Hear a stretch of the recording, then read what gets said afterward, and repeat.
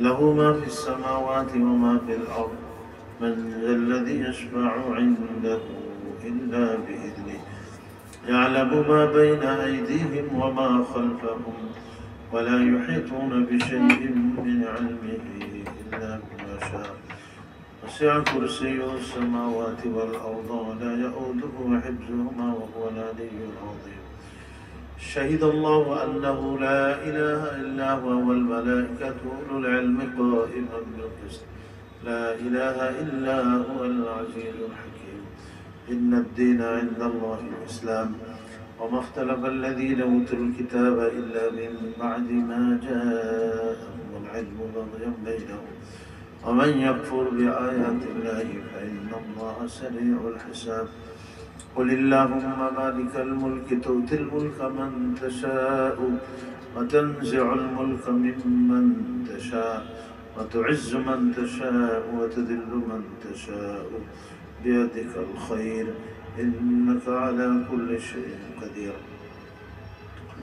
تولج الليل في النهار وتولج النهار في الليل وتخرج الحي من الميت وتخرج الميت من الحي وترزق من تشاء بغير حساب. بسم الله الرحمن الرحيم. قل هو الله أحد الله الصمد لم يلد ولم يولد ولم يكن له كفوا أحد. بسم الله الرحمن الرحيم. قل أعوذ برب الفلق من شر ما خلق ومن شر غاسق إذا وقب ومن شر النفاثات في العقد ومن شر حاسد إذا حسد. بسم الله الرحمن الرحيم. قل أعوذ برب الناس ملك الناس إله الناس من شر الوسواس الخناس الذي يوسوس في صدور الناس من الجنة والناس. بسم الله الرحمن الرحيم. قل هو الله أحد الله الصمد لم يلد ولم يولد ولم يكن له كفوا أحد. بسم الله الرحمن الرحيم. قل أعوذ برب الفلق من شر ما خلق ومن شر غاسق إذا وقب ومن شر النفاثات في العقد ومن شر حاسد إذا حسد. بسم الله الرحمن الرحيم. قل أعوذ برب الناس ملك الناس إله الناس من شر الوسواس الخناس الذي يوسوس في صدور الناس من الجنة والناس. بسم الله الرحمن الرحيم. قل هو الله أحد الله الصمد لم يلد ولم يولد ولم يكن له كفوا أحد. بسم الله الرحمن الرحيم. قل أعوذ برب الفلق من شر ما خلق ومن شر غاسق إذا وقب ومن شر النفاثات في العقد ومن شر حاسد إذا حسد. بسم الله الرحمن الرحيم. قل أعوذ برب الناس ملك الناس إله الناس من شر الوسواس الخناس الذي يوسوس في صدور الناس من الجنة والناس. بسم الله الرحمن الرحيم. حسبي الله لا إله إلا هو عليه توكلت وهو رب العرش العظيم. حسبي الله لا إله إلا هو عليه توكلت وهو رب العرش العظيم. حسبي الله لا إله إلا هو عليه توكلت وهو رب العرش العظيم. حسبي الله لا إله إلا هو عليه توكلت وهو رب العرش العظيم. حسبي الله لا إله إلا هو عليه توكلت وهو رب العرش العظيم. حسبي الله لا إله إلا هو عليه توكلت وهو رب العرش العظيم.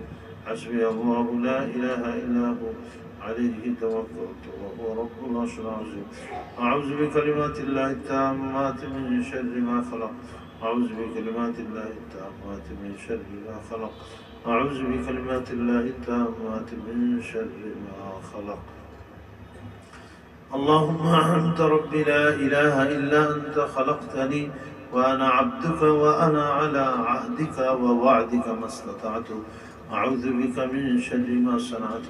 أبوء لك بنعمتك علي وأبوء بذنبي فاغفر لي فإنه لا يغفر الذنوب إلا أنت. اللهم أنت ربي لا إله إلا أنت عليك توكلت وأنت رب العرش الكريم. ما شاء الله كان وما لم يشأ لم يكن ولا حول ولا قوة إلا بالله العلي العظيم. أعلم أن الله على كل شيء قدير وأن الله قد أحاط بكل شيء علما. اللهم إني أعوذ بك من شر نفسي ومن شر كل دابة أنت آخذ بناصيتها إن ربي على صراط مستقيم.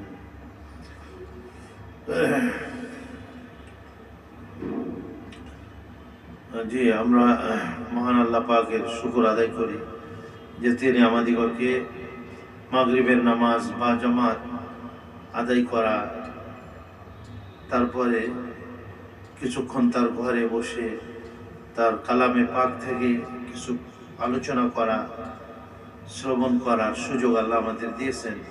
সাথে সাথে আল্লাহর কাছে আমরা তৌফিক কামনা করি আল্লাহ পাক যেন আমাদের কালামে পাকের উপরে আমল করার তৌফিক দান করেন। আমাদের গত সপ্তাহে সূরা ফুরকান শুরু হয়েছে, এটা হলো 18 নম্বর পারা। 18 নম্বর পারা সূরা ফুরকান। তো গত সপ্তাহে 2 আয়াত পাঠ করা হয়েছিল, আজকে হলো তারপরের আয়াত, 3 নম্বর আয়াত। আউযু বিল্লাহি মিনাশ শাইতানির রাজীম। আলহামদুলিল্লাহি নাহমাদুহু ওয়া নাস্তাঈনুহু ওয়া নাস্তাগফিরুহু ওয়া নু'মিনু বিহি ওয়া নাতাওয়াক্কালু আলাইহি ওয়া নাউযু বিল্লাহি মিন শুরুরি আনফুসিনা ওয়া মিন সাইয়্যাতি আ'মালিনা। মান ইয়াহদিহিল্লাহু ফালা মুদিল্লা লাহু ওয়া মান ইউদ্লিলহু ফালা হাদিয়া লাহু। ونشهد أن لا إله إلا الله وحده لا شريك له ونشهد أن سيدنا وسندنا وحبيبنا ومولانا محمدا عبده ورسوله صلى الله تعالى عليه وعلى آله وصحبه وبارك وسلم تسليما كثيرا كثيرا. أما بعد فأعوذ بالله من الشيطان الرجيم.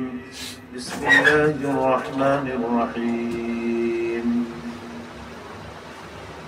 واتخذوا من دونه آلهة لا يخلقون شيئا وهم يخلقون ولا يملكون لأنفسهم ضرا ولا نفعا ولا يملكون موتا ولا حياة ولا نشورا. وقال الذين كفروا إن هذا إلا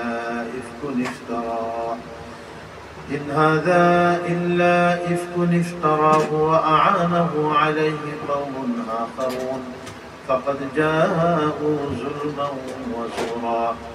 وقالوا أساطير الأولين اكتتبها فهي تملى عليه بكرة وأصيلا. قل أنزله الذي يعلم السر في السماوات والأرض إنه كان غفورا رحيما. وقالوا ما لهذا الرسول يأكل الطعام ويمشي في الأسواق لولا أنزل إليه ملك فيكون معه نذيرا أو يلقى إليه كنز أو تكون له جنة يأكل منها. وقال الظالمون إن تتبعون إلا رجلا مسحورا. انظر كيف ضربوا لك الأمثال وضلوا فلا يستطيعون سبيلا. صدق الله مولانا العظيم. আসলে এই সূরার মধ্যে এই প্রথম দিকে আল্লাহ তাআলার শান এবং আল্লাহ তাআলার বড়ত্ব বর্ণনা করা হয়েছে, যে যিনি কোরআনে কারীমকে নাযিল করেছেন তার বান্দা হযরত মুহাম্মদ সাল্লাল্লাহু আলাইহি ওয়াসাল্লামের উপরে, যেন এই কোরআনে কারীমের দ্বারা তিনি সারা বিশ্বের মানুষকে ভয় বা ভীতি প্রদর্শন করতে পারেন, সজাগ করতে পারেন, আল্লাহর দিকে দাওয়াত দিতে পারেন, জাহান্নামের আগুন থেকে মানুষকে সতর্ক করতে পারেন। ওই আল্লাহর পক্ষ থেকে এই কোরআন নাযিল হয়েছে, যার জন্য মুলকুস সামাওয়াতি ওয়াল আরদ, আসমান এবং এই জমিনের রাজত্ব যে আল্লাহ। দ্বিতীয় নম্বর, আল্লাহর আরেকটা সিফাত আল্লাহ বর্ণনা করেছেন লাম ইয়াত্তাখিজ ওয়ালাদা, যার কোনো সন্তান নেই। খ্রিস্টানরা বা অন্য জাতি আল্লাহর জন্য সন্তান সাব্যস্ত করে, তারা হযরত ঈসা আলাইহিস সালামকে আল্লাহর পুত্র বলে। তো সেদিকে ইঙ্গিত আছে এর মধ্যে যে যিনি কোনো সন্তান গ্রহণ করেন না, এগুলো হলো মাখলুকের বৈশিষ্ট্য। তিনি তো খালেক, সন্তান হওয়া, বিবাহ শাদী করা, খাওয়া দাওয়া করা, পেশাব পায়খানা, এগুলো হলো মাখলুক, যাদের একসময় অস্তিত্ব ছিল না, আবার অস্তিত্ব আসছে। আর আল্লাহ পাকের তো এরকমের, আল্লাহ একেবারে শুরু থেকেই আছে, সব সময় আছে। কখনো আল্লাহ পাকের এরকমের হয় না আমাদের মতো যে ছিলেন না আবার তিনি হয়েছেন, এরকমের। তিনি সবসময় কাইয়ুম বলা, মানে কি সবসময় বিদ্যমান যে আল্লাহ। তো এই যে মখলুকের সিফাত যে তার মধ্যে নাই, আল্লাহ পাকের ঘুম নাই, খানা দানা নাই, যেমন আল্লাহ পাকের বিবাহ শাদী নাই, আল্লাহ পাকের সন্তান সন্ততিও নেই। তারপরে বলছেন ওয়ালাম ইয়াকুল্লাহু শারীকুন ফিল মুলক, এবং এই যে যে বিশাল বিশ্বজাহানের যে রাজত্ব, এবং এরপরে আসমান জমিনের রাজত্ব, আর আসমানের উপরে যা যা আছে সব কিছু, এটা সৃষ্টি করার ব্যাপারে, তারপরে এগুলি পরিচালনা করার ক্ষেত্রে আল্লাহ পাকের কোনো শরীক নেই। তিনি ওয়াহদাহু লা শারীকা লাহু। আমরা নামাজের পরে এটা পড়ি না সাধারণত, 10 বার পড়ি তো, লা ইলাহা ইল্লাল্লাহু ওয়াহদাহু লা শারীকা লাহু লাহুল মুলকু ওয়া লাহুল হামদু ওয়া হুয়া আলা কুল্লি শাইইন কাদির। এটা 10 বার ফজরের নামাজের বাদে আর মাগরিবের নামাজের বাদে 10 বার। এটা সম্ভবত 4টা গোলাম আজাদ করার নেকি আল্লাহ তাআলা দান করেন, অথবা কোথাও পাওয়া যায় 10টা গোলাম আজাদ করার নেকি আল্লাহ তাআলা দান করেন। তো আল্লাহ পাকের এই রাজত্বের মধ্যে কোনো শরীক নেই। তিনি ওয়াহদাহু লা শারীকা লাহু লাহুল মুলকু ওয়া লাহুল হামদু ওয়া হুয়া আলা কুল্লি শাইইন কাদির।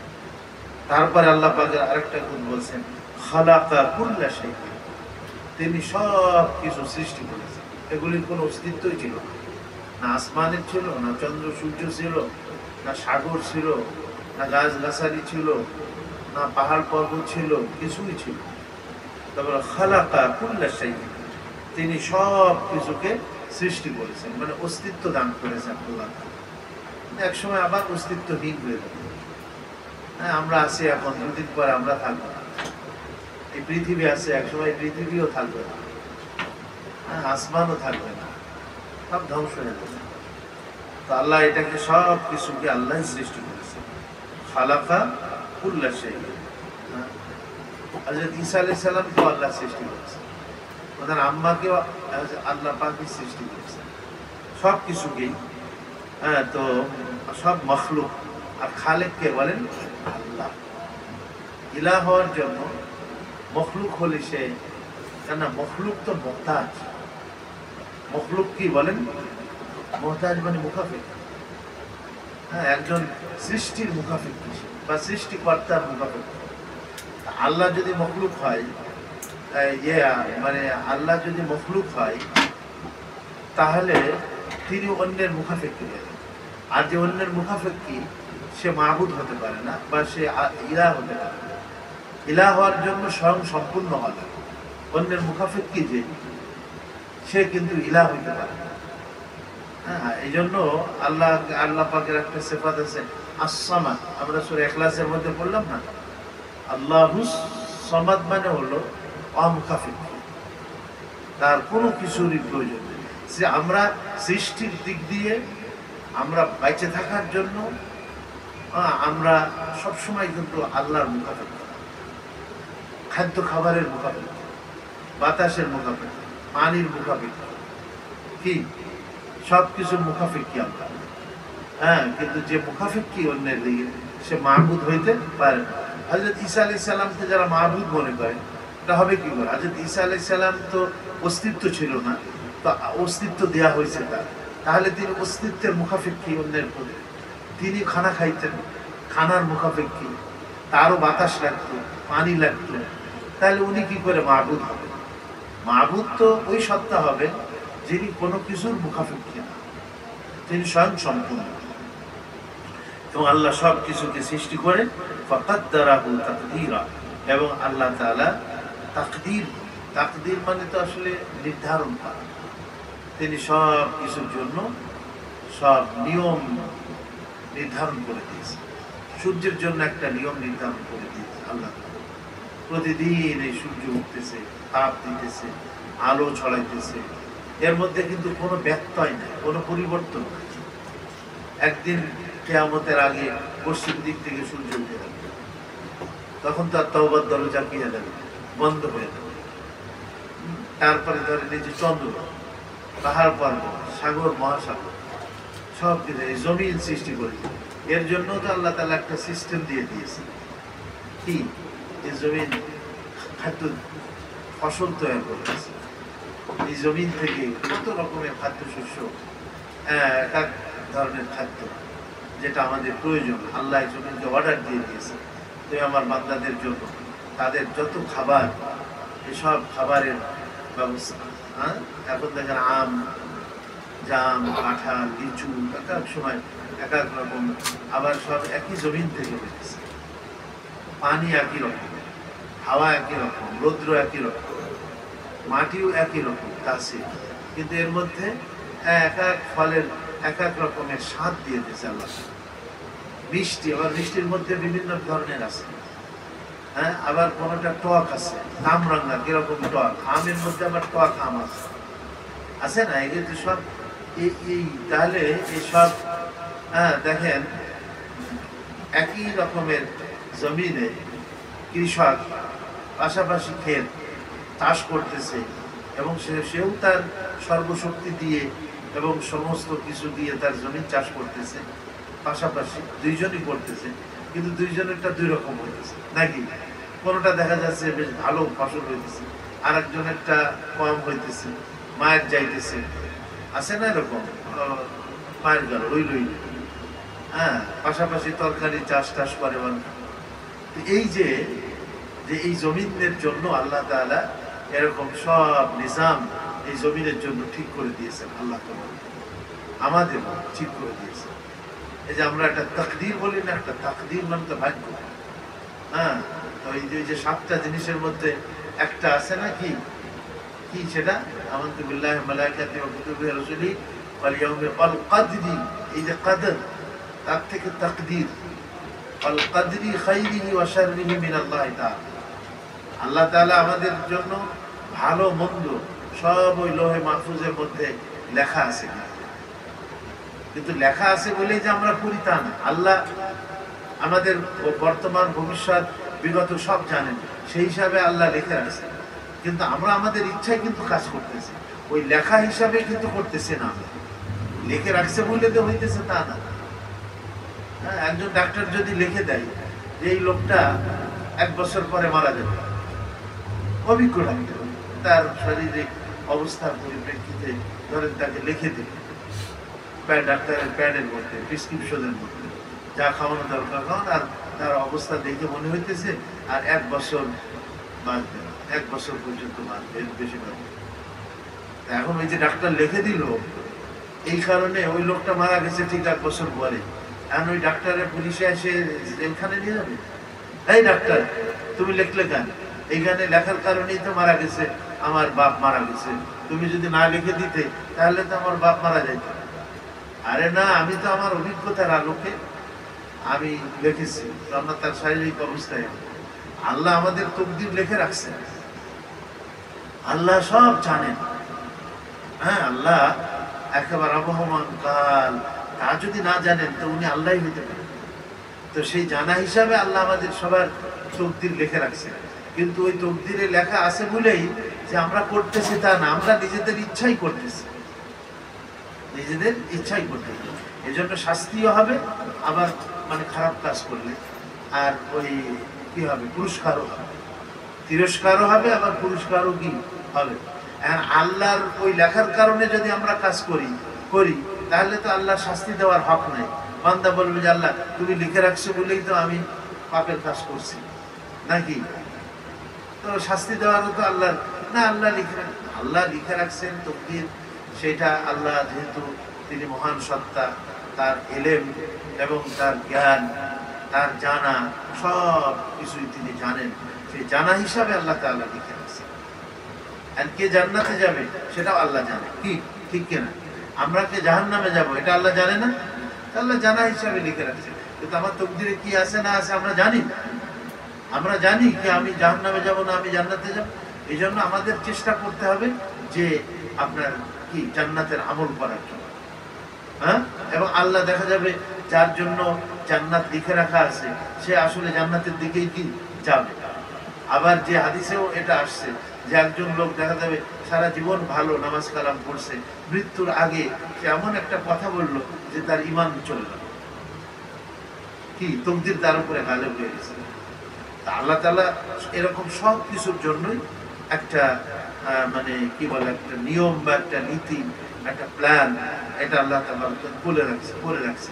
এটাকে বলছেন ওয়া কদ্দারাহু তাকদীর, কদ্দারা ফাহাদা। অন্য জায়গায় আসছে সাব্বিহ ইসমা রাব্বিকাল আ'লা আল্লাযী খালাকা ফাসাওয়া ওয়াল্লাযী কদ্দারা ফাহাদা। ওখানেও কিন্তু আছে সাব্বিহ ইসমা, আপনি তাসবিহ পাঠ করেন আপনার ওই রবের নামে।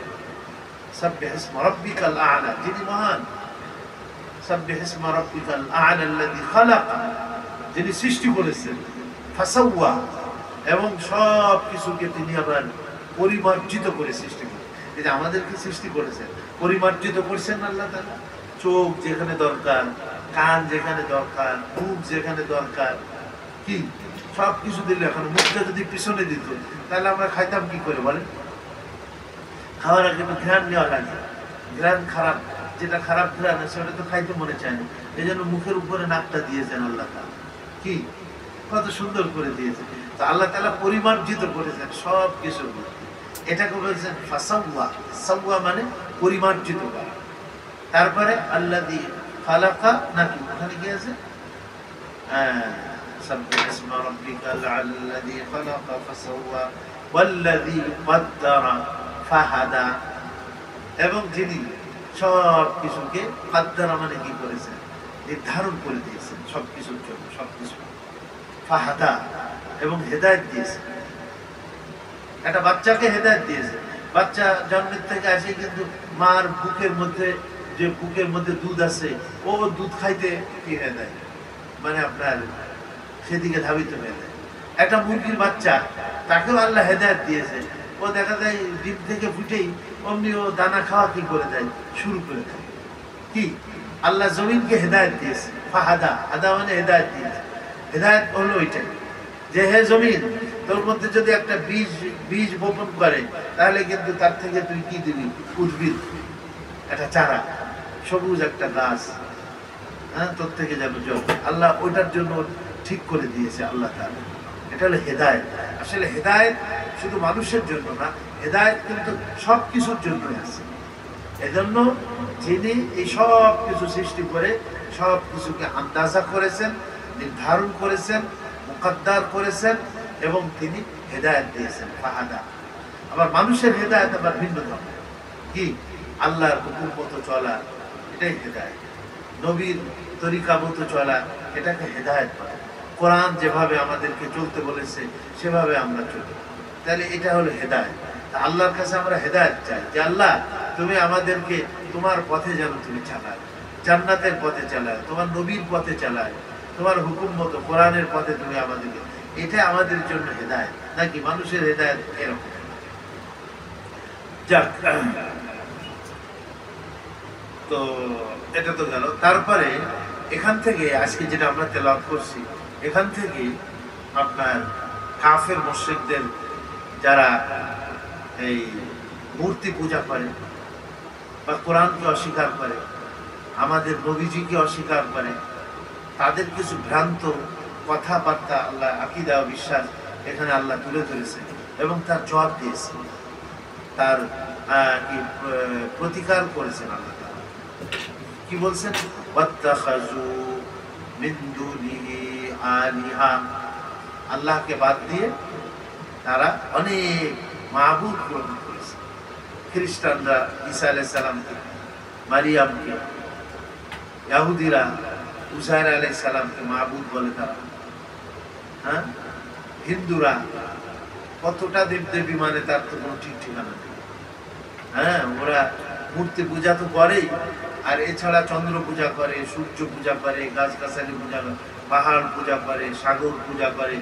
মানে তাদের আর মানে কোনো ইয়ে না, সব কিছুকে তারা মাবুদ বানাইছে। তো আল্লাহ বলছে ওয়াত্তাখাযু, ওই কাফের মুশরিকরা, বিশেষ করে নবীজি তাদেরকে তৌহিদের দাওয়াত দিতেছে। মক্কি সূরা তো, এজন্য মক্কাতে নবীজি আলাইহিস সালাম যে সমস্ত মানুষকে দাওয়াত দিতেছিলেন ওরা তো মুশরিকই ছিল। তো তাদের কথা ওয়াত্তাখাযু, যে তারা গ্রহণ করেছে, মিন দুনিহি, আল্লাহকে বাদ দিয়ে, আলিহা, অনেক মাবুদ তারা গ্রহণ করেছে। আমরা ইমানদার, আমাদের মাবুদ কয়জন বলেন? এক, যিনি সৃষ্টি করেছে আল্লাহ, আমরা তাকে মাবুদ করি। আর ওরা, ওদের অনেক মাবুদ আছে, আল্লাহ একজন। আবার আল্লাহর যত সৃষ্টি আছে, এই সৃষ্টির মধ্যে আল্লাহর বিভিন্ন সৃষ্টিকে তারা মাবুদ মনে করে। মাবুদ মানে যার পূজা করা হয়, যার ইবাদত করা হয়। জানেন না, হিন্দুরা প্রত্যেকটা জিনিসের সামনে এরকম করে, কি করে কিনা? আমরা কি কারোর সামনে মাথা নত করি এরকম? না, আল্লাহর সামনে রুকু সিজদা করি। তার সামনে বলেন, সালাম দেওয়ার সময়ও কিন্তু মাথা নত করা যাবে না, এরকম মাথা নিচু করি একটু আমরা, এটাও শিরকের সাথে সাদৃশ্য। এই জন্য মাথা সোজা রেখে জবানে সালাম, হাত দিয়ে, হ্যাঁ দূরে যদি থাকে আওয়াজ পৌঁছেছে না, সেখানে হাত দিয়ে ইশারা করে দেয়, তাও মাথা নিচু করবে। হ্যাঁ, এই তো আমরা একমাত্র আল্লাহর সামনেই মাথা নত করি, আর আল্লাহ ভিন্ন কারোর সামনে কি করি না, আমরা মাথা নত করি না।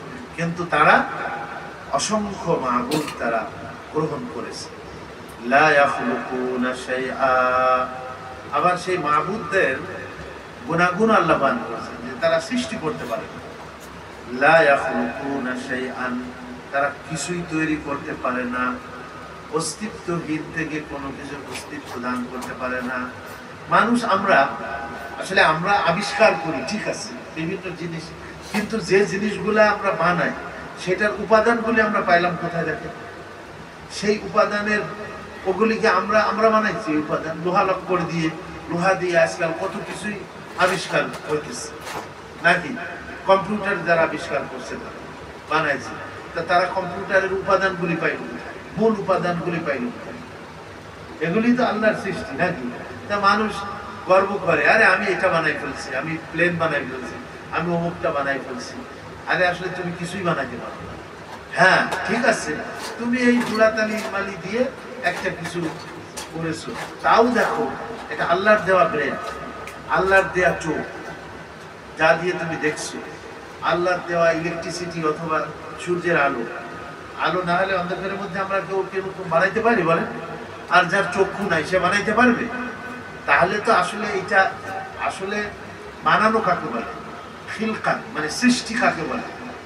যে কোনো কিছুর মানে প্রয়োজন ছাড়া, অস্তিত্ব মানে কোনো কিছুর মুখাফিকি হওয়া ছাড়া, যে সে একটা অস্তিত্বহীন জিনিসকে অস্তিত্ব প্রদান করে এবং সে কোনো কিছুর মুহতাজ না। কিন্তু এটা তো কোনো মানুষের মধ্যে এই সিফাত পাওয়া যায় না। এই সিফাত কার মধ্যে পাওয়া যায় বলেন? আল্লাহর মধ্যে।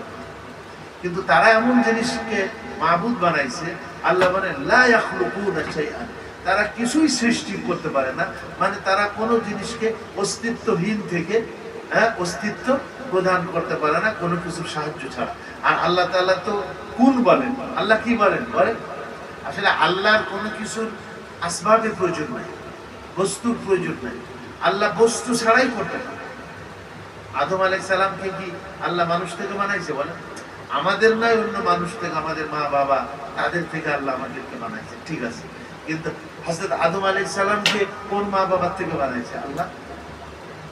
আদম আলাইহিস সালাম পৃথিবীর প্রত্যেকটা প্রথম জিনিস যেটা আছে, আপনি চিন্তা করেন, প্রথম যেটা আছে, পরে তো আল্লাহ একটা সিস্টেম করে দিয়েছে, সেই সিস্টেম মতো সবকিছু হইতেছে, কিন্তু সকল চিজ আসবাবের মধ্যে প্রথম যেটা ছিল আল্লাহ ওইটা তার কুদরত দিয়ে সৃষ্টি করছে, এখনো সেটা করতেছে।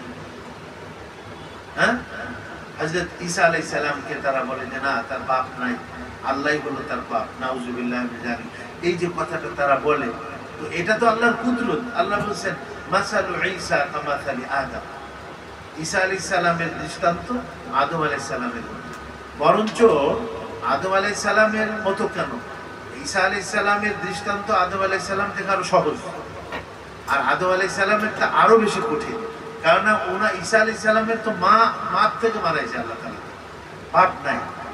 তাহলে আল্লাহ বাপ ছাড়া মার থেকেও বানাইতে পারে, ঈসা আলাইহিস সালাম দৃষ্টান্ত। আর আল্লাহ তাআলা মা বাপ উভয়টাই ছাড়াই আল্লাহ বানাইতে পারে, আদম আলাইহিস সালাম তার দৃষ্টান্ত। কি কথা ঠিক কিনা? আবার হযরত হাওয়া, হযরত আদম আলাইহিস সালাম একা একা, তো আল্লাহ চিন্তা করলেন যে ঠিক আছে, তার তো সঙ্গী দরকার, সাথী দরকার। খারাপ লাগতে লাগলো না, তো আল্লাহ তাআলা ওনার বাম পাজরের এই যে হাড্ডি আছে না, বাঁকা হাড্ডি, এই হাড্ডির থেকে আল্লাহ তাবারক ওয়া তাআলা তার কুদরত দিয়ে মা হাওয়া, আমাদের আম্মাজান হযরত হাওয়াকে সৃষ্টি করলেন আল্লাহ। এরপরে আদম হাওয়া এই দুইজন থেকে আল্লাহ তাআলা কিয়ামত পর্যন্ত অসংখ্য মানুষকে সৃষ্টি করলেন। এই যে ইয়া আইয়ুহান নাস, এই সূরা নিসার প্রথম আয়াতের মধ্যে কিন্তু বলা আছে, বিবাহের সময় আমরা এই আয়াতটা পড়ে থাকি, ইয়া আইয়ুহান নাস তাকু রাব্বাকুমুল্লাযী খালাকাকুম মিন নাফসিন ওয়াহিদাতিন ওয়া খালাকা মিনহা যাওজাহা ওয়া বাসসা মিনহুমা রিজালান কাসীরান ওয়া নিসাআ।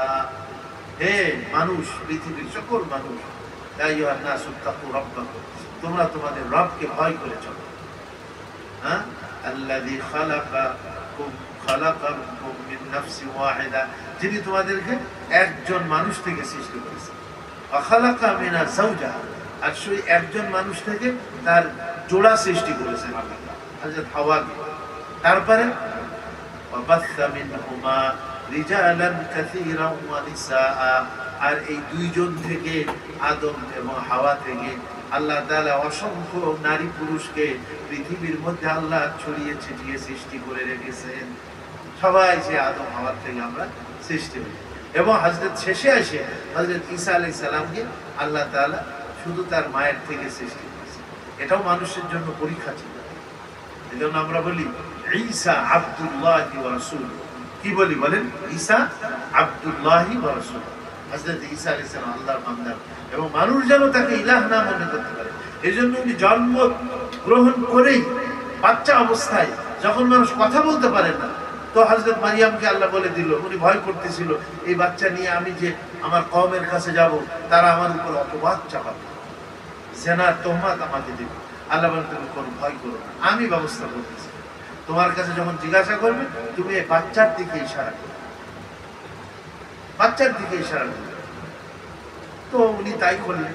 তো ওই বাচ্চার দিকে যখন ইশারা করলেন, তো ওরা বলল কাইফা নুকাল্লিমু মান কানা ফিল মাহদি সাবিয়্যা, এতটুকু বাচ্চা যে দোলনার মধ্যে বা যে কোলের মধ্যে দুধের বাচ্চা, সে কিভাবে কথা বলবে? সাথে সাথে হযরত ঈসা আলাইহিস সালাম ক্বালা ইন্নী আবদুল্লাহ, প্রথম কথাটাই হলো যে আমি আল্লাহর বান্দা। এই যে কথাটা হযরত ঈসা আলাইহিস সালাম প্রথম কথাটাই বললেন, ইন্নী আবদুল্লাহ, আমি আল্লাহর বান্দা। সুবহানাল্লাহ। আতানিয়াল কিতাবা ওয়া জাআলানি নবিয়্যা, বলে আল্লাহ আমাকে কিতাব দিয়েছেন এবং ওই বাচ্চা অবস্থায়, এবং আল্লাহ আমাকে নবী বানাইছেন। সুবহানাল্লাহ। আল্লাহ কত কিছু। হযরত জাকারিয়া, ওনার স্ত্রী বৃদ্ধ, উনি নিজেও বৃদ্ধ, একেবারে কোনো বাচ্চা কাচ্চা হয় না, কিছুই নাই। তো আল্লাহ পাকের কাছে দোয়া করলেন যে আল্লাহ রব্বি হাবলি মিন লাদুনকা যুররিয়াতান তাইয়্যিবা, হে আল্লাহ তুমি আমাকে পবিত্র আওলাদ নসিব করো, সন্তান দাও। আল্লাহ বলেন যে ঠিক আছে, আমি তোমার দোয়া কবুল করলাম। উনি বললেন যে আল্লাহ আমি তো তোমার বুড়ো ঝুড় হয়ে গেছে, আমার স্ত্রীও, তার সন্তান সম্ভাবনা শেষ, একেবারে বৃদ্ধ।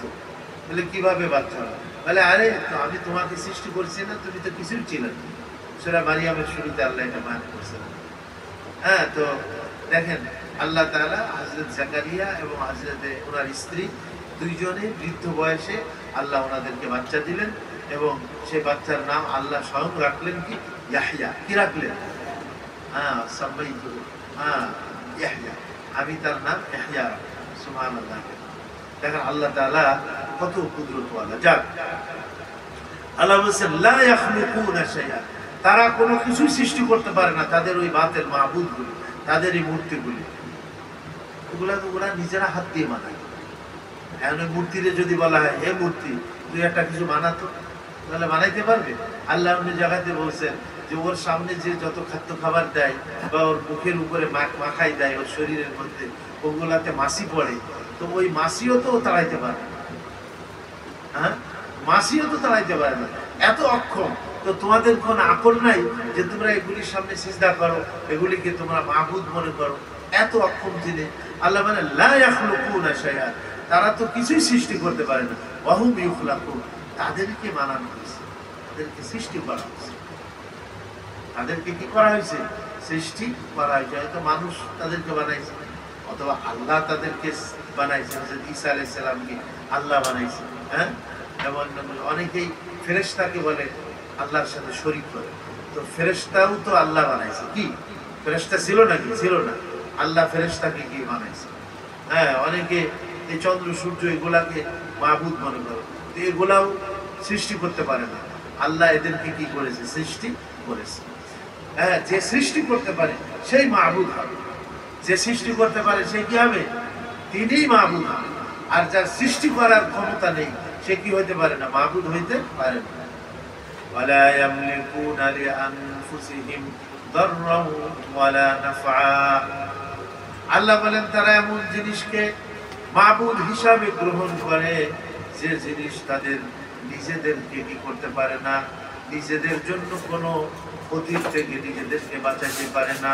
ওয়ালা নাফআ, এবং নিজেদেরকে কোনো কল্যাণকর জিনিস নিজেদের জন্য তারা সৃষ্টি করতে পারে না, নিজেদের কল্যাণও করতে পারে না, অকল্যাণও করতে পারে না। এমন জিনিসকে তারা মাবুদ হিসাবে গ্রহণ করেছে। কি পারে ওই মূর্তি? হ্যাঁ, ওকে যদি ভাঙতে ইব্রাহিম আলাইহিস সালাম পাড় হয়ে একবার সবগুলারে ভাঙিয়ে একবার চুরমার করে ফেলেছে। হ্যাঁ, তো ওরা কি রক্ষা করতে পারছে নিজেদের? হযরত ইব্রাহিম আলাইহিস সালাম ওদের বুঝার জন্য ওই বড় বড় মূর্তির মধ্যে একটা কুড়ার চুলাই রাখছে। বলে এর কাছে তোমরা জিজ্ঞাসা করে, বলে ইব্রাহিম কি পাগল? এর কি কথা বলতে পারে? ওর কাছে জিজ্ঞাসা করলে ইব্রাহিম আলাইহিস সালাম ওইটাই বুঝাতে চাইলে যে আরে কথা বলতে পারে না, তো তোমরা তাকে কিভাবে তার ইবাদত করো? এই জিনিসটা, এই হিকমতটা আল্লাহ তাআলা ওনাকে দিলেন যে দেখো তোমরা সে কত অক্ষম, নিজে কিছু রক্ষা করতে পারলো না, আবার তোমরা তার কাছে জিজ্ঞাসা করবে যে অন্যান্য মূর্তিগুলা কে ভাঙছে, তো ও বলতেও পারবে না যে মূর্তিগুলি কে ভাঙছে। যে আমি তো তাফসীরে আছি পরে কথা।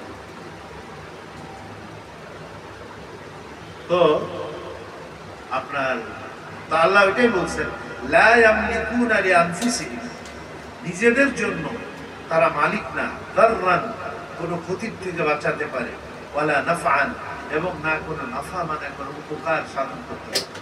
তো যে নিজের কোনো উপকার অপকার করতে পারে না, তো সে হাজারো মখলুকের কি করে পারবে বলেন? পারবে?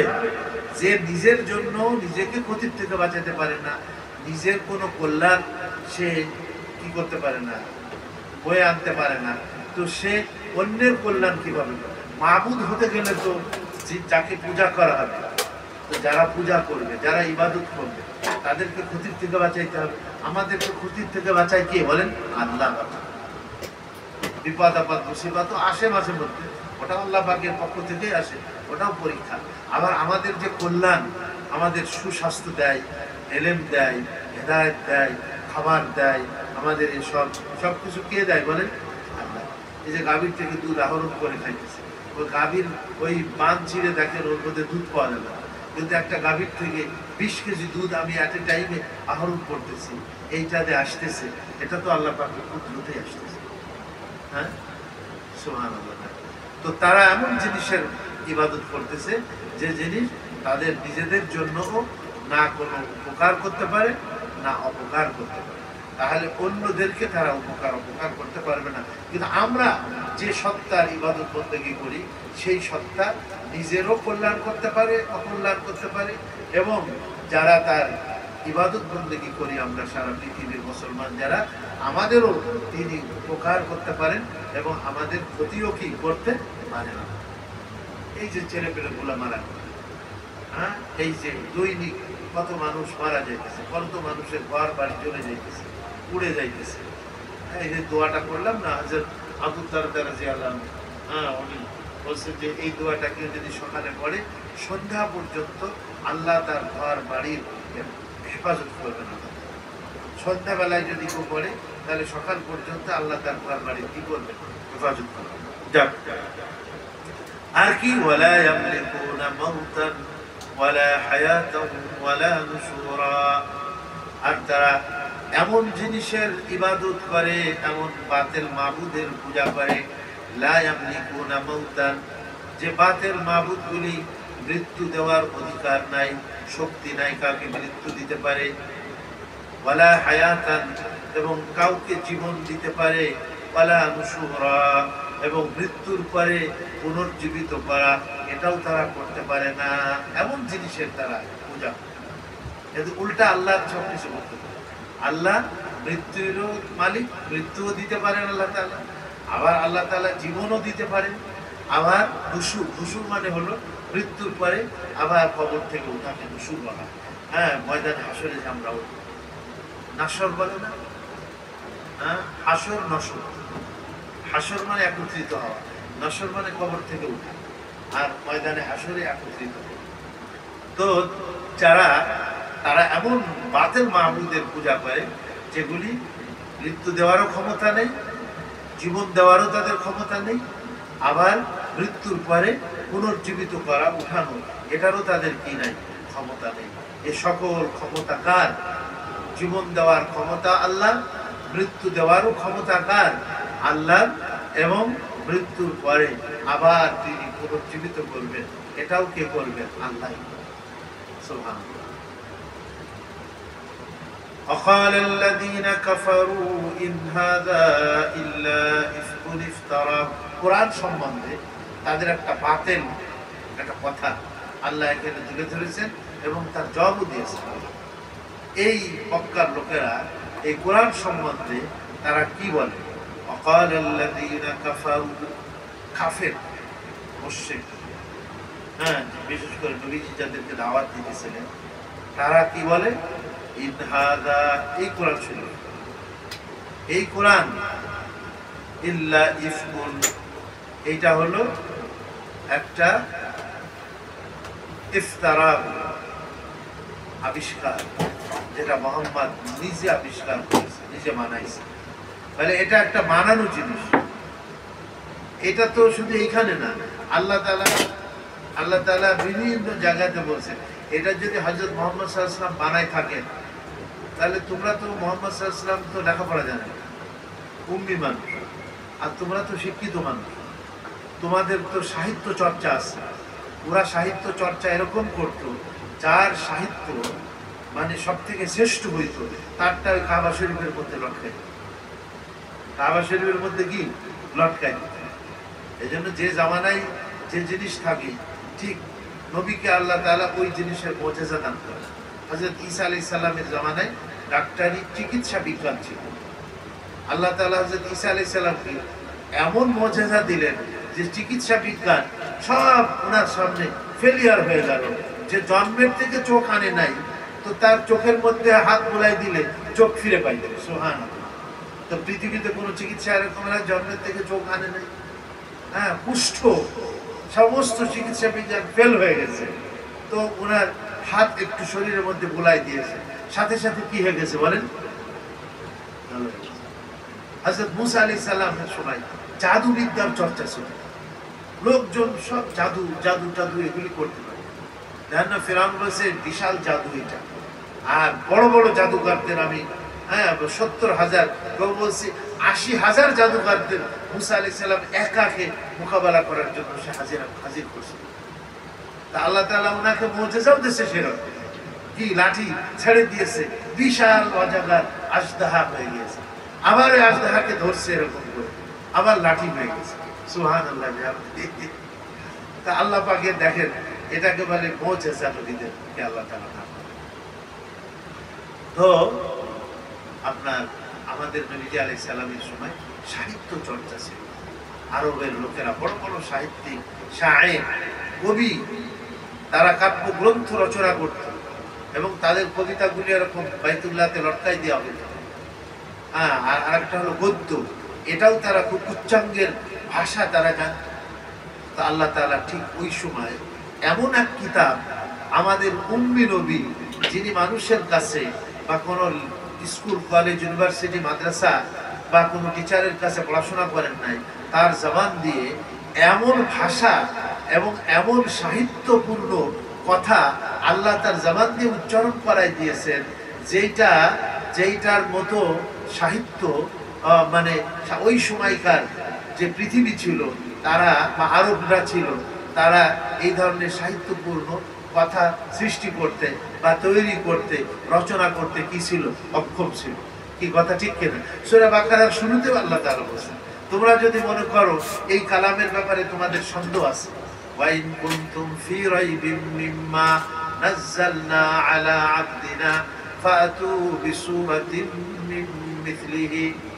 হে কাফের মুশরিকরা, আমি আল্লাহ চ্যালেঞ্জ করতেছি, শুনে রাখবো, যদি তোমরা মনে করো এটা আমার নবী মুহাম্মাদের কথা, আল্লাহ পাকের কথা নয়, যদি তোমরা মনে করো এই কথা, যদি তোমাদের সন্দেহ থেকে থাকে কোরআনের ব্যাপারে, তাহলে তোমরা কি করো, মুহাম্মদ সাল্লাল্লাহু আলাইহি সাল্লাম যে ধরনের কথাবার্তা বলতেছেন, তোমরা তো সব থেকে বড় সাহিত্যিক, বড় পণ্ডিত, তাহলে একটা ছোট্ট সূরা মুহাম্মদ সাল্লাল্লাহু আলাইহি সাল্লামের কথার মতো একটা ছোট্ট সূরার মতো সূরা তোমরা রচনা করো।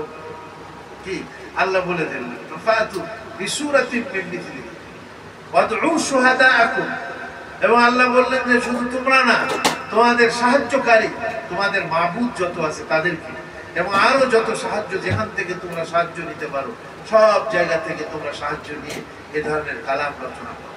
তো ওরা তো পারলো না। কি পারলো? ওরা তো বললো মা হাযা লাইসা হাযা কালামুল বাশার, এটা কোনো মানুষের কথা না।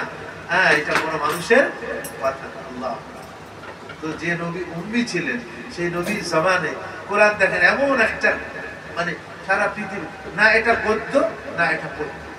কি এটা পদ্য নাকি? পদ্যও না, শের আশার তাও না, আবার একেবারে যে গদ্যের মতো তাও না। আমরা যখন তেলাওয়াত করি তো এটা না পদ্যের মতো না গদ্যের মতো। সুবহানাল্লাহ।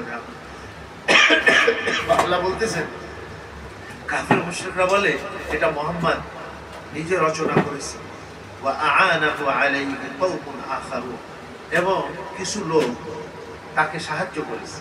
তারা বলতো কয়েকজন গোলাম, একজনের নাম ছিল আদ্দাস, আদ্দাস একজন গোলাম ছিল, আর একজনের নাম ছিল ইয়াসার, আর একজনের নাম ছিল জাবর।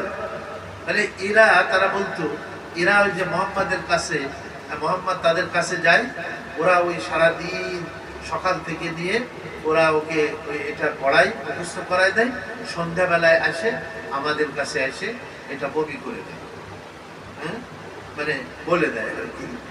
সন্ধ্যাবেলায় ওরা তাকে এটা মুখস্থ করায় দেয়, সারা সন্ধ্যাবেলায় সারা রাত বসে সেইটা এসে মুখস্থ করে সকালবেলায় আমাদের কাছে এসে এটা উগরাই দেয়, এটা আমাদের কাছে এসে ঠেলে দেয়। এটা বলতেছে ওয়া'আনাহু আলাইহি কওমুন আখারুন, এবং অন্য একটা সম্প্রদায় তারা মুহাম্মদকে এই কোরআন রচনার ব্যাপারে তাকে সাহায্য করেছে। এই কথা বলে কাফের। আল্লাহ তাআলা বলতেছেন, ফাকাদ জাউ যুলমান ওয়া যুরা, নিশ্চয়ই তারা বড় জুলুমের কথা বলল। ওয়া যুরা, জুর মানে মিথ্যা, মিথ্যা কথা বলল। আসলে জুলুম কাকে বলে? ওয়াজউল শাইই ফি গায়রি মুহাল্লি, কোন জিনিসকে তার স্থানে না রেখে স্থানে রাখা, তাকে জুলুম বলা। তো তারা এই যে কোরআনকে, এটা বলা উচিত ছিল যে এটা আল্লাহর কালাম। কার কালাম? এটা আল্লাহর কালাম। তো এইটা না বলে, এটা বললে এটা ছিল হলো মানে ন্যায়সঙ্গত কথা। আর তার পরিবর্তে তারা এই কোরআনকে রাখতেছে আল্লাহর স্থানে না রেখে, এটাকে বলতেছে এটা মুহাম্মদ রচনা করেছে। এটাকে জুলুম বলা হয়। এটাকে কি বলা হয়? জুলুম বলা হয়। হ্যাঁ, যে তার স্থানে কোনো জিনিসকে না রেখে অন্যায় জায়গাতে ও অন্য জায়গাতে সেই জিনিসকে রাখা, এটাকে জুলুম, অত্যাচার বলা হয়। তো তারা এই অত্যাচার মানে তারা একটা অন্যায় কথাবার্তা বলতেছে। বা জুরা, জুর মানে মিথ্যা কথা তারা কি করতেছে? বলতেছে। আসলে এটা মুহাম্মদ রচনা করেন। এই জন্য কোরআন যখন নাযিল হইত, তখন নবীজি এটা মুখস্থ করার জন্য খুব দ্রুত নবীজি ঠোঁট নাড়াইতেন, হ্যাঁ, এবং এটা ব্যতিব্যস্ত হয়ে যেত, যে না জানি ছুটে দেয়, না জানি ছুটে দেয়। হাফিজরা দেখছেন এই যখন যায় এই উপরে ছাত্ররা কিভাবে পড়ে, একবার সন্ধ্যা থেকে মাগরিব থেকে ঈশা পর্যন্ত হ্যাঁ পড়তেছে, আবার ধরেন শেষ রাতে উঠে পড়তেছে, তারপরে ফজরের আগে আবার উস্তাদদের শোনাইতেছে, কত এটাকে রটা লাগে। কিন্তু নবীজি আলাইহিস সালাম কিন্তু এরকম রটতেন কেন? আল্লাহ ওনাকে বলে দিলেন যে লা তুহাররিক বিহি লিসানাকা লিতা'জালা বি ইন্না আলাইনা জামআহু ওয়া কুরআনা ফাইযা ক্বারা'নাহু ফাত্তাবি' কুরআনা সুম্মা ইন্না আলাইনা বায়ানা। ওগো নবীজি, যখন আমি কোরআন নাযিল করি আপনার উপরে, তখন আপনি ব্যতিব্যস্ত হবেন না, আপনি আপনার ঠোঁটকে এবং জবানকে এত বেশি নাড়াচাড়া করবেন না,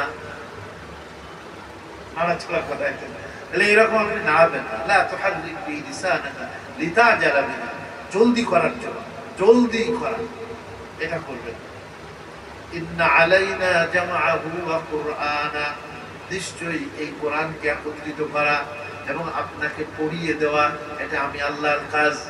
সুম্মা ইন্না আলাইনা বায়ানা, অথবা এটাকে বয়ান করে দেওয়া, এটাও আমি আল্লাহর জিম্মাদারি। ফাইদা ক্বারা'নাহু ফাত্তাবি' কুরআনা, সুতরাং যখন আমি এই কোরআনকে আপনার উপরে নাযিল করি, কোরআনকে যখন আমি আপনার উপরে পাঠ করি জিবরাইলের মাধ্যমে, তখন আপনি ফাত্তাবি' কুরআনা, মনোযোগ সহকারে ওই পঠনকে, পাঠকে আপনি শুনতে থাকেন। তখন নবীজি আর ওই কোরআনকে খুব ধ্যানের সাথে শুনছেন, আল্লাহ হুজুরের দিলের মধ্যে বসাই দিয়েছেন। আবার আল্লাহ ওইটা যখন উনি বয়ান করতে চাইছেন, তখন ওইটা সাহাবাদের সামনে ওইটা কি করেছেন, আমার উপরে আজকে এই সূরা নাযিল হয়েছে, আমার উপরে আজকে এই আয়াতগুলি কি হয়েছে, নাযিল হয়েছে। একটা একদিন দুই দিন না, 23 বছর এরকম হয়েছে। কত বছর বলেন? 23 বছর। মক্কি জীবনে বেশি, মাদানী জীবনে একটু কম হয়েছে। তো আপনার এই 23 বছরে এইভাবে দেখেন, বাবে জিবরাইল আছে একটা, হুজুরের রওজার এক সাইড জিবরাইল, জিবরাইল মানে জিবরাইল আলাইহিস সালাম ওই দরজা দিয়ে ঢুকতেন, হুজুরের কাছে ওহী নিয়ে আসতেন। হুজুর যখন ঘরে থাকতেন, যে কোনো সময় হুজুর ময়দানে, উহুদের ময়দানে ওহী নাযিল হয়ে গেছে, হুজুর তুবুক থেকে ফিরতেছেন, ওহী নাযিল হয়ে গেছে, সূরা তাওবা নাযিল হয়ে গেছে, কি কোরআন বিভিন্ন জায়গায়, মক্কা শরীফে, মদিনা শরীফে, শহরে বাজারে, মাঠে ঘাটে, মরুভূমিতে, সফরে, হজরে, সব জায়গায় কোরআন নাযিল হয়েছে। সুবহানাল্লাহ। আর নবীজি ধ্যানের সাথে শুনতেন এবং সাহাবায়ে কেরামকে সেটা বলে দিতেন। সুবহানাল্লাহ। তো তারা এইভাবে মিথ্যা কথা বলে এবং তারা জুলুমের কথা বলে, হ্যাঁ, অন্যায় কথা বলে, ন্যায়সঙ্গত কথা তারা বলে। অকালু, শেষ করে দিতেছে, অকালু আসাতিরুল আউয়ালিন। এবং আরেকটাও প্রশ্ন উত্থাপন করে কোরআনের ব্যাপারে, তারা বলে যে আসাতির শব্দের অর্থ হলো এই রূপকথা। আগের জামানায় এই রূপকথা কিন্তু আমরা ছোটবেলায় শুনছি, হ্যাঁ, হাই মধুমালা, মধুমালার একটা নাটক ছিল মধুমালা। এই গ্রামে চাঁদের রাতে একটা ট্যান্ডেস্টার, ওই রেডিও, এটা ধরাইতে, আর আমাদের পাড়ার লোকেরা, আর সবার ঘরে তো তখন ট্যান্ডেস্টার ছিল না, রেডিও ছিল না। তখন ওই আমরা ছোট, আমরা তো অত বুঝতাম না, তো দেখতেছি সবাই শুনতেছে, আর রাত 10টা 11টা 12টা বাজে কি মধুমালার কি যেন কইতো, মধুমালার কাহিনী বলতেছে। এগুলি সব সাজানো বানানো মানুষের নাটক আর কি, এগুলো বানানো যায়। তো ওরা বলতো যে এটা হ্যাঁ সোহরাব রস্তমের কাহিনী, হ্যাঁ, ওরা এরকম যে মোহাম্মদ কওমে আদ কওমে সামুদের গল্প বলে, ঠিক আছে, আমরা ওই রস্তমের গল্প, এই ওরা ওই সফরে যাইতো মক্কার লোকেরা, ওরা ওই সমস্ত কাহিনী টাহিনীগুলি কিনে আনে বলতো যে মোহাম্মদ আদ সামুদের কাহিনী বলে, আমরা তোমাদেরকে রস্তম সোহরাব এদের কাহিনী কি আমরা বলতেছি, ওইটা চালাই দিত কোরআনের বিপরীত। তো চলে নাই তো আসলে, কিন্তু কোরআন তো চলে গেছে। কি এটাকে বলে আসাতিরুল আউয়ালিন, পুরানোওয়ালাদের অনেক কাহিনী, হ্যাঁ, বিগত মানুষের অনেক কাহিনী বলে কোরআন।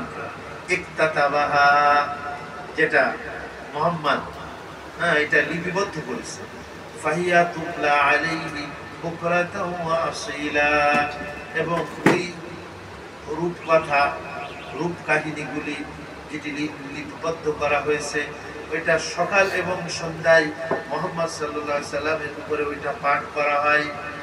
পাঠ করার পরে উনি এটা মুখস্থ করে এবং তোমাদেরকে আসে কি করে শোনায়। আল্লাহ তার জবাব দিতে না, কুল, হে নবীজি বলেন, আপনি বলে দেন এটা মুহাম্মাদের কোনো বানানো জিনিসও না, এবং এটা পূর্বের কোনো কিসসা কাহিনীও না, এটা কোনো রূপকথা না, এটা বানানো কোনো মানুষের কাহিনী না, লিপিবদ্ধ করা হয়েছে যেটাকে বা অন্য কেউ আপনাকে শিখাই দিয়েছে, এরকমের জিনিস না। এই কোরআন হলো কি জিনিস? বল আনজালাহুল্লাযী ইয়ালামুস সিররা ফিস সামাওয়াতি ওয়াল আরদ। আপনি বলে দিন এই কোরআন ওই মহান সত্তা, মহান আল্লাহ নাজিল করেছেন, যিনি এই আসমান এবং জমিনের মধ্যে যত রকমের গোপন জিনিস আছে, যত ক্ষুদ্র ক্ষুদ্র জিনিস আছে, সির, সির মানে গোপন জিনিস, আমাদের অন্তরে যেটা প্রবাহিত হয়, আমরা মুখে উচ্চারণ করি না, আমাদের অন্তরে যেটা হয় সেটাও আল্লাহ জানে। কি?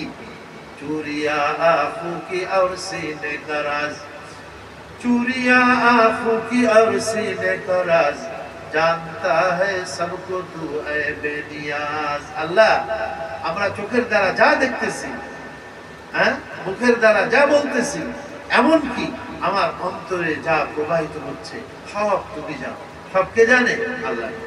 ওই আল্লাহ এই কোরআনকে নাযিল করেছেন, যিনি ইয়ালামুস সিররা, যিনি সূক্ষ্ম সূক্ষ্ম জিনিস জানেন, ফিস সামাওয়াত, আসমানের মধ্যে, ওয়া ফিল আরদ, এবং জমিনের মধ্যে।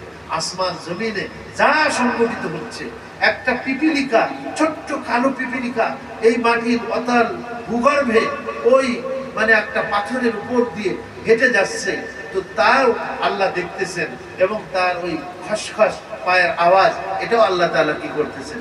শুনতেছেন। সুবহানাল্লাহ। ইয়ালামুস সিররা ফিস সামাওয়াতি ওয়াল আরদ, আসমান এবং জমিনের মধ্যে যত গোপন এবং যত ক্ষুদ্র এবং যত সূক্ষ্ম জিনিস আছে, সব সেই মহান আল্লাহ জানেন, এবং তিনি এই কোরআনকে নাযিল করেছেন। ইন্নাহু কানা গফুরার রহিমা, নিশ্চয়ই আল্লাহ ক্ষমাশীল এবং দয়াশীল। সুতরাং কেউ যদি শিরক করে, কোরআনকে প্রত্যাখ্যান করে, কিন্তু তওবা করে সে যদি আবার ঈমানের দিকে ফিরে আসে, নবীজিকে অস্বীকার করতেছে, কিন্তু সে যদি তওবা করে আবার নবীজির উপরে ঈমান গ্রহণ করে, কোরআনকে অস্বীকার করতেছে, তওবা করে সে যদি আবার কোরআনের উপরে ঈমান আনে না, এটা আল্লাহর কালাম। এটা কার কালাম? ওই যে প্রথমে গেছে, তাবারাকাল্লাযী নাযালাল ফুরকানা আলা আবদিহি, যিনি তার বান্দার উপরে এই ফুরকান, এই কোরআনকে নাযিল করেছেন।